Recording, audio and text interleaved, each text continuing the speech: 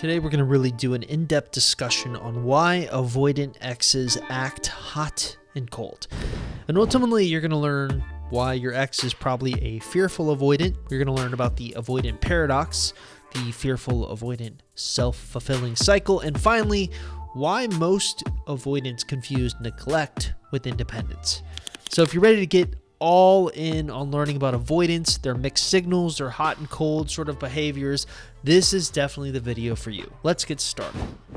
So I want you to take a moment and just simply understand that there are ultimately two types of avoidance. There are dismissive avoidance and fearful avoidance. And I'd like to make the case that usually when you're dealing with an ex who is an avoidant, who is giving you hot and cold behaviors, they're most likely going to be a fearful avoidant. So for a moment, let's take a look at what a dismissive avoidant looks like. Like, what are the major signs of someone who has a dismissive avoidant attachment style? Well, someone who is a dismissive avoidant will tend to block out relationships when they become too vulnerable. They'll shut down completely when something triggers them. They'll have a bit of an ego and usually judge others. They're really big into self-sufficiency and independence, and usually they're going to choose their career over you.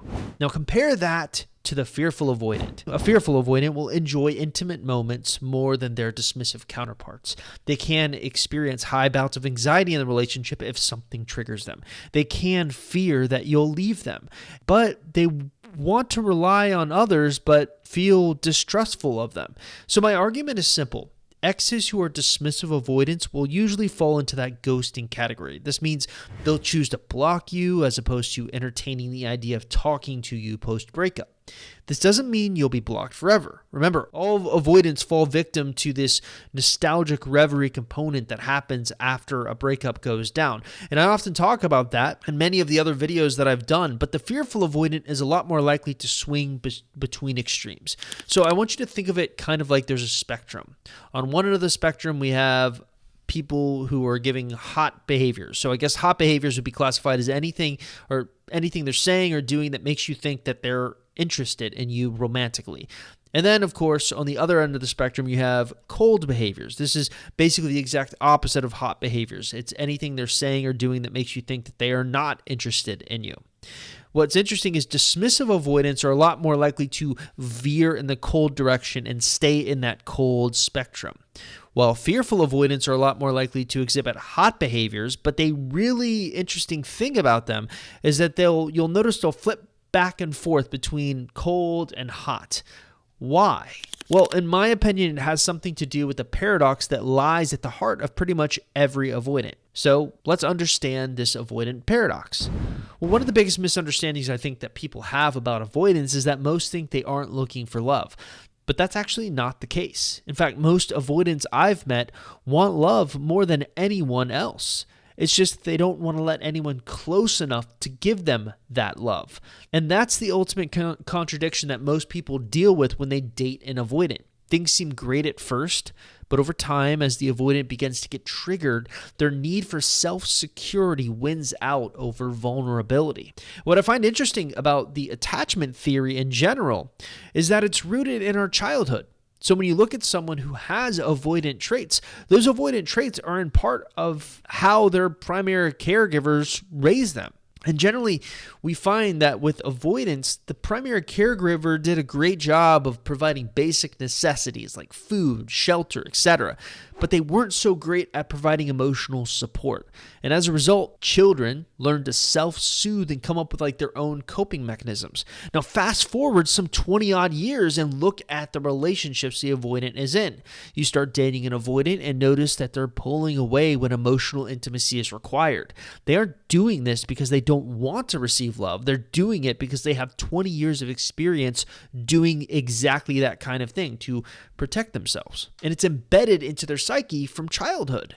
And the result is often this self-fulfilling pattern that exhibits itself in relationships. So what is the self-fulfilling pattern? Well, I've noticed that fearful avoidants tend to go through this self-fulfilling cycle. And I've talked a lot about this in some of the more recent videos that I've done. But again, I want you to take a look at this handy dandy graphic. This is often the relationship cycle most fearful avoidants will find themselves in. And believe it or not, I came up with this graphic after studying our clients' on-again, off-again relationship. So what's interesting about this is how it's laced with both anxious and avoidant characteristics, which is common for fearful avoidance. Again, take a look at this. There's 8 steps to this. There's the I want someone to love me step. That's usually the start of a relationship with you, and that is really driven by their anxious tendencies. So then, things are great with you when they actually start dating you. There's kind of neutral. They're not being triggered on their anxious or avoidant side, but something you do or something that they make up causes them to begin to self-sabotage. This is the avoidant side coming out. So they start noticing, hey, I'm noticing some worrying things here. And then they start thinking of leaving. And then they've decided to leave the relationship. And then they're happy that they left the relationship. So 3, 4, 5, and 6, all triggered by the avoidant side. But after time goes on, their anxious side begins to take kind of hold again. They start to feel a little bit lonely. Then they start to victimize themselves. Why can't I ever find the right person? Why is this always happening to me? Which leads them right back to the beginning of them simply wanting someone to love them. Notice how they went back and forth between anxious and avoidant characteristics. Real quick, I want to say that if you're new to this YouTube channel or you're trying to figure out what you should be doing to get your ex back and you're trying to learn if you even have a chance in your specific circumstance, probably the smartest thing for you to do is actually stop by our website, www.exboyfriendrecovery.com, or take our Ex Recovery Chances quiz that can be found at exboyfriendrecovery.com. Now, if you're watching this on YouTube, taking that free quiz is super easy to do. All you have to simply do is look in the description link below this YouTube video and click on the link you see there. It will take you directly to the quiz where you can fill it out and get an easy answer on what you should be doing going forward and overall what your chances look like in your specific situation. All right, so let's get you back to the video.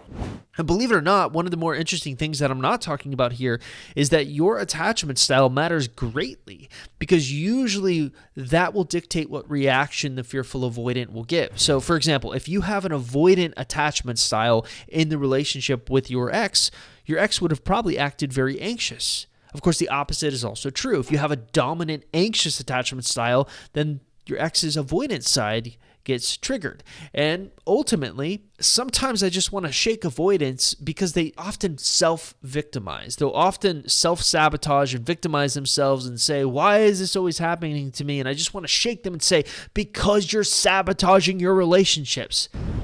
All right, so you want to know, ultimately, in this video, why your avoidant ex is acting hot and cold. And the answer is ultimately that their entire existence is one of hot and cold behaviors, and it develops out of a misunderstanding of silence.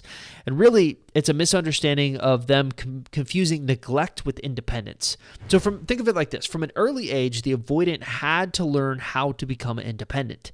They had to learn how to self-soothe and create these coping mechanisms. And perhaps the most odd thing about it is that they aren't aware that they're doing this. In fact, they come up with some really, really great rationalizations. And I'm going to use a common example here to illustrate this point. All right, so let's pretend we have this 6-year-old little kid. Let's call him Timmy. So Timmy's parents tell him at 6 years old that he is now old enough to sleep on his own. He can put himself to bed. He's 6 after all, and he's proud of this fact. His parents view him as a mature individual capable of figuring out how to fall asleep on his own. But what Timmy doesn't realize is that potentially his parents are robbing him of an opportunity for intimacy. Now, I'm not here to blame an avoidance parents. In fact, many times the parents are avoidance themselves, and it kind of, as ironic as this sounds, they come from a long line of avoidance. So it is kind of a fate-based thing where there's sort of their environment just dictates they're stuck with the way they are. But what's interesting is many times, while their parents are avoidant or unaware of the effect that they're having on someone like Timmy, it kind of curiously develops as Timmy gets older. So let's say Timmy's 25 years old. He's met the love of his life, you. There's just one thing that always bugs him about your relationship. You insist on sharing a bedtime ritual. Why the heck aren't you mature enough to do this yourself? Timmy will internalize this fact and ultimately use it to self-sabotage the relationship. Avoidants also inherently come up with this concept where they think they're better than you. So let's use Timmy again. He'll sit there and say, the fact that you need to share a bedtime ritual with me is something that I'm viewing as a sign of weakness on your part. I think I'm better than you because I don't need to do that. I think one of the best resources on avoidant attachment styles, a website called Free to Attach, they sum it up best when they literally say, and this is a quote from them word for word, secretly an avoidant can feel above their partners because of their sense a partner or ex needs them more. Not being able to understand that this vulnerability is in fact the braver and more natural position, and that it is in fact the avoidant who is forced to unhealthily suppress their natural attachment to feel safe. It's important if you are in a situation, and I realize most of the people listening to this are probably thinking like, why would you ever want to date an avoidant?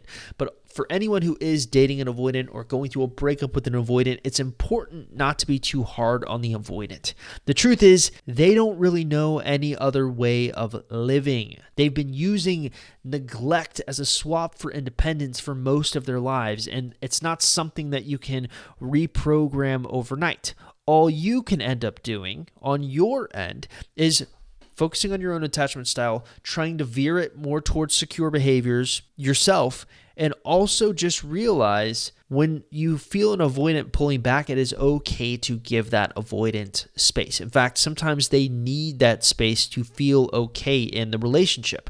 Let's go back to that self-fulfilling relationship cycle. Notice how there's 8 stages to it, right? So the anxious side causes them to want to get into a relationship. I want someone to love me. Then they start feeling they found someone, their troubles are over. Then they start noticing some worrying things. They're thinking of leaving. Then they leave the relationship. Then they're happy that they left. Then they feel lonely. Then they're sitting there and thinking, why can't I ever find the right person? Well, really, what happens is when the avoidant side takes over, happens in stage 3, which is I'm noticing some worrying things. And I already alluded to the fact that usually those worrying things that they notice are brought on by your attachment style. So imagine you're anxious. Even just using this really great example of the Timmy bedtime thing. So at 25 years old, you met Tim, love of your life, but he's always feeling like he's a little bit better than you because why would you need to sleep with me or go through this bedtime ritual? Well, the fact is it's a completely normal human thing, but what they'll do is they'll fixate on that one fact. They'll fixate on this one fact that you aren't independent or self-sufficient enough to go to bed on your own, and they'll use that to blow it up and destroy and self-sabotage the relationship, because the ultimate fact is avoidants want one foot in the door and one foot out the door. One foot in the door is in regards to basically like they want that love. They want to feel secure in a relationship, but they don't want to let you close enough to allow them to have that security. They don't want to be emotionally vulnerable with you. And so it's going to take longer no matter what your intentions are with an avoidant breakup situation to get the results that you're wanting. But it's important to understand how to quote unquote speak avoidant for your own purposes.